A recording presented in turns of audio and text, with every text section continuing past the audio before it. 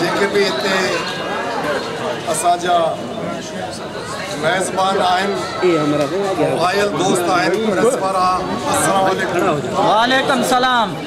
जीअं त तव्हांखे सभिनी दोस्तनि खे अॼु अंदाज़ो थी वियो आहे त इतिहादी सॼी सिंध में जेके असां पाण में जमायतूं हिक ॿिए खे सीट एडजस्टमेंट जे तहत इलेक्शन ताईं वठी वेंदासीं और इंशाअल्लाह हिक ॿिए खे वोट भरपूर तरीक़े सां ॾेई कामयाब कराईंदासीं। अल्लाह चाहियो त रिज़ल्ट बि बहितर ईंदो। मां इहो ज़रूरु चवंदो हलां त तव्हां हर इलेक्शन में ॾिठो हूंदो त 60% प्लस 60% प्लस अपोजिशन जो वोट आहे गॾियल ऐं जेके खटंदा रहिया आहिनि उहे 30 खां 40% जे विच में आहिनि। प्लीज़ थोड़ा उर्दू में।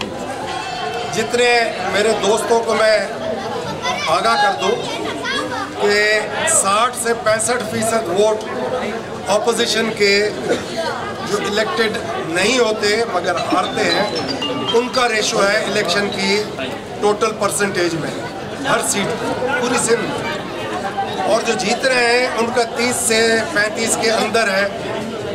तो मैं और हमारे साथ इत्तेहादियों ने ये फैसला किया कि एक 1-to-1 मुकाबला अगर हम करते हैं तो इंशाल्लाह हम कामयाब ज़रूर हो जाएंगे। तो हम उस पर अमल करते हुए ये कदम उठाते भी जा रहे हैं और उसका रिज़ल्ट इंशाल्लाह 8 तारीख को हम समझते हैं अल्लाह ताला के रहम अगर हुआ तो जितनी भी माफिया के खिलाफ पार्टियाँ यकजा हुई है, एक आवाज़ है, उनकी कामयाबी होगी सिंध में और हुक्मरानी अल्लाह ताला की है। अवाम जो है उसको फैसला करना है और 15 साल जिस किस्म की हुक्मरानी रही है, जिस तर्ज पे इन्होंने सिंध सूबे को चलाया है, जिस तरीके से सिंध सूबे के बजट के साथ इन्होंने ज़्यादती की है, मैं समझता हूँ मैं इसकी एक मिसाल ये ज़रूर दूँगा कि अगर कोई जेब कतरे को कोई पकड़ ले इधर तो उसका असर क्या करता है। तो हम लोगों के तो पूरी जेबें क्या खजाने खाली हो गए 15 साल में सिंध सूबे के। तो अब लिहाजा ये सोचना पड़ेगा जिन्होंने खजाना खाली किया है क्या उनके साथ सलूक किया जाए। तो भरपूर तरीके से सितारे पे ठप्पा लगाया जाए। हमें आपको ज़रूर मौका मिलेगा कि आप जितने भी हजरात हैं उनको भी मुतमईन करेंगे और जायज़ बुनियादी हकूक़ आप लोगों के वोटरों के दरवाजे पे इंशाअल्लाह अल्लाह ने चाह तो मिलेंगे। नाइंसाफ़ी नहीं होगी। लॉ एंड ऑर्डर की जो सूरत हाल बिगड़ी हुई है उसको सुधारना पड़ेगा और मैं ये ज़रूर कहूँगा कि जो हमारे इधर के कामोरे हैं उनको मैं गुजारिश करूँगा कि वो खुदा का वास्ते अपने मुस्तकबिल औलाद का सोचें और इस सूबे का सोचें। अगर वो सीधे हो जाएं और वो फैसला कर लें तो मैं नहीं समझता कोई भी ऐसा काम गलत जो होता आ रहा है 15 साल में वो सुधर नहीं सकता। उनके ऊपर अब ज़्यादा जिम्मेदारी है। ये मेरा मुख्तसर आप सब दोस्तों को पैगाम है। गुजारिश है कि एक तो ये बताइएगा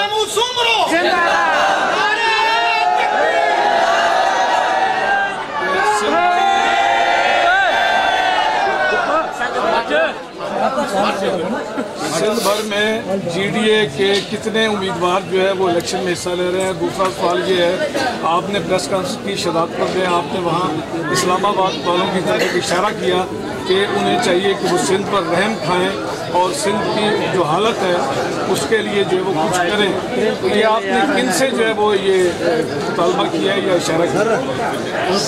देखिए मैं बता दूँ कि इत्तेहादियों में तकरीबन हमने 90% सीटें अपनी कॉन्टेस्ट करनी है और ये इत्तेहादी इंशाअल्लाह एक दूसरे के साथ जैसे एक दूसरे के साथ इलेक्शन के वक्त भी ये अच्छा रिजल्ट मिले। दूसरी चीज़ ये मैं कहूँ कि हमें फेडरेशन हमारे हैं 4 सूबे और मरकज़ है, तो अगर हम फेडरेशन का हिस्सा हैं तो हमें फिर फेडरेशन के हिस्से में एहसास महरूमी का शिकार ना किया जाए। हमें भी बराबरी का एक सौतेलेपन का ज़िला हमें जो दिया जा रहा है वो ना दिया जाए। ये है हमारा मुख्तसर फेडरेशन के जो असल ताज है उनको, जो मुहाफिज हैं इस मुल्क के उनको, कि हमें अपना समझे सिंध सूबा फेडरेशन का हिस्सा है। खुदा रहा इसके ऊपर भी रहम फरमाइए। और पिछले इलेक्शन में भी ऐसा कोई कारनामा नहीं था 10 साल में पीपल्स पार्टी जो माफिया ग्रुप है उसका, जिसकी वजह से ये सीट बढ़वा गए।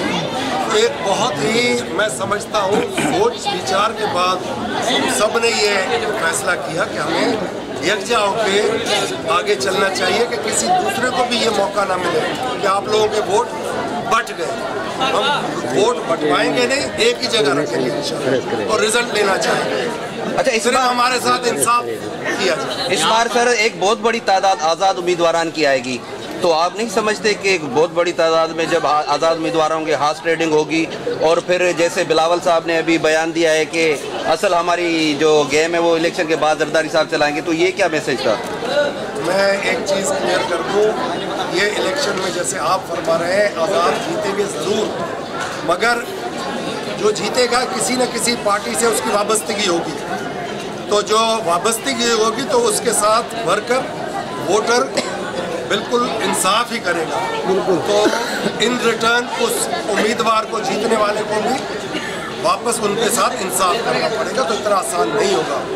बाकी अगर हॉर्स ट्रेडिंग की बात करते हैं तो इस सूबे का पैसा 15 साल से जिस तरीके से निकाला गया है वो ज़रूर हॉर्स ट्रेडिंग की कोशिश करेंगे, मगर शिकरे की आंख इस दफ़ा सबके ऊपर है। जो करेगा हॉर्स ट्रेडिंग उसको पंजों में उठा लिया जाए। अच्छा, आपका ज़्यादा फोकस सिंध पर है इस वक्त। अगर बात की जाए IMF की दोबारा से जो है रिव्यू किया जा रहा है उसकी शराइत पर, तो क्या आप कौमी सतह पर जाके पाकिस्तान की आवाम की, क्योंकि इस वक्त यहाँ पर सबसे बड़ा मसला गैस का, बिजली का, क्योंकि वफाक में वो बैठे हुए तो यहाँ पर सौतेली माह वाला सलूक किया जा रहा है, तो क्या समझते हैं आप वफाक में भी अपना किरदार अदा करेंगे या सिर्फ फोकस आपका सिंध है? देखिए, मैं एक छोटी सी मिसाल दे दूँ।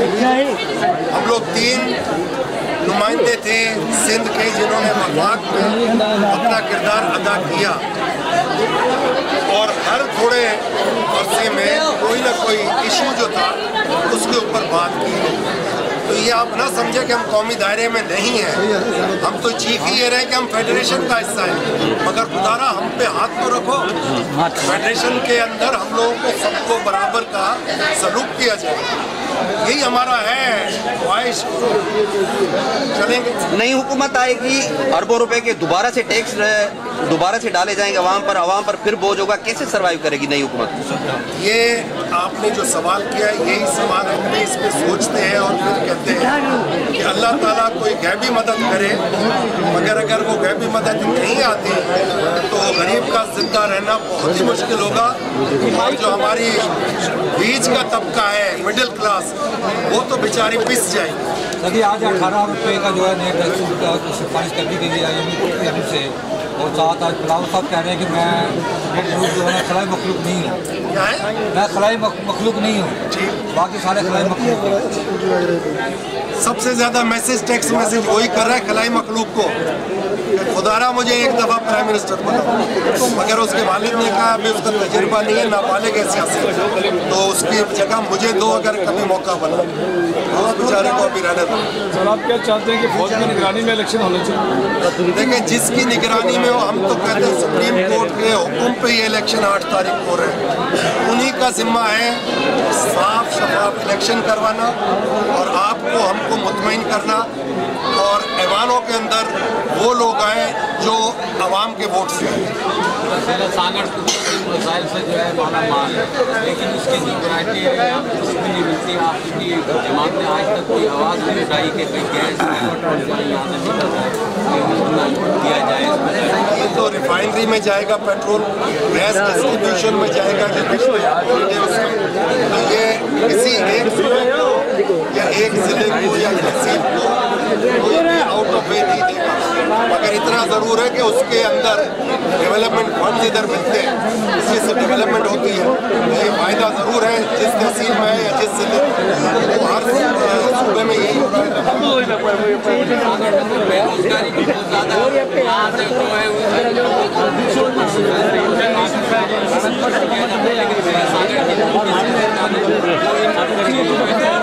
नहीं कर रहे, आप इसमें क्या कहेंगे? सबसे पहले मैं कहूँगा हमें पाकिस्तानी होना चाहिए, एक कौम बनना चाहिए, उसके बाद एक दूसरे को बर्दाश्त करना चाहिए, हक तलफी नहीं करनी चाहिए, जिसका हक है उसके दरवाजे पे देना चाहिए, तो सुकून हो जाएगा, मुल्क भी भाईचारे में चलेगा, अमन में चलेगा।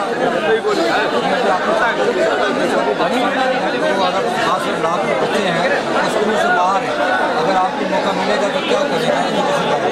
सबसे पहले मैं कहता हूँ तालीम जो है ना उसका मयार बेहतर करना होगा, और ये जो पोस्ट टीचर्स हैं, और सायरा बानो ने तो एक वीडियो भी बनाई है कि स्कूल की छत नहीं है, स्कूल के अंदर कोई सहूलत नहीं है, मगर उसके अंदर हेडमास्टर भी है और तनख्वाह भी ले रहे हैं उधर के मास्टर हजरात, और बच्चा उधर एक नहीं है। तो जब ये सारे जो जादूगरी है इसको ख़त्म होने तक तो भाई थोड़ा मौका हम लोगों को मिल जाए, और फिर आप समझते हैं कि जब हमारे मौलवी भाई इनके पास कलम के अंदर कुछ दवात पड़ेगी तो इनके नादरी हुक्म चल रहे होंगे, जो जहाँ मौलवी देखेगा उस्ताद नहीं है, ये बिस्मिल्लाह करके पढ़ाना शुरू करेंगे बगैर तनख्वाह से।